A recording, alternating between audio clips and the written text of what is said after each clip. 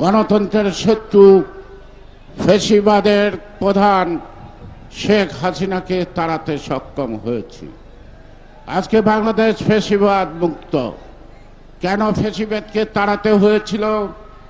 গণতন্ত্র উদ্ধারের পূর্ব শর্তই ছিল ফ্যাসিবাদ।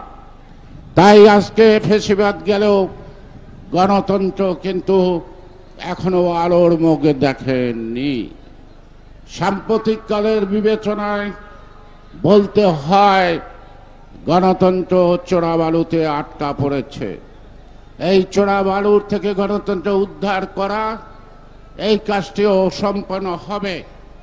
আমি এই দৃঢ়চেতন নেতা তারেক রহমানের প্রতি আস্থা রেখে বলছি যে আমরা এতটুকু পথ যখন যেতে পারছি, সেই গণতন্ত্র আলোর মুখ দেখবে তার নেতৃত্বে। এইটাই বাংলাদেশের জনগণের প্রত্যাশা।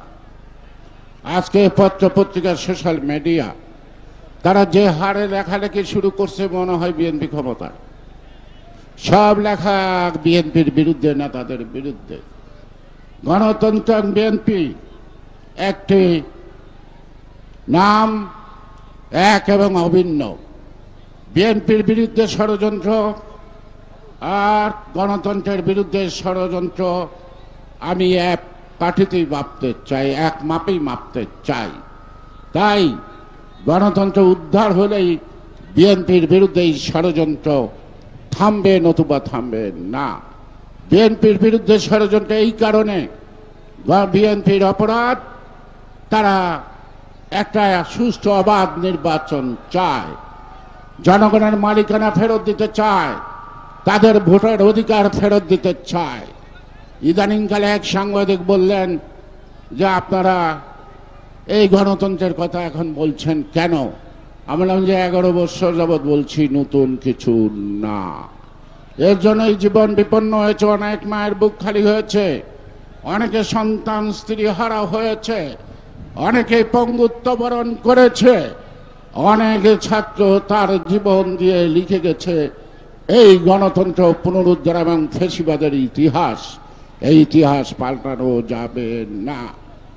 আজকে যারা সরকারে আছেন তাদেরকে বুঝতে হবে, বিপ্লব অর্থাৎ দীর্ঘ 11 বছরের আন্দোলনের ফসল আজকের সরকারকে বিশ্বাস করে জনগণ দিয়েছে।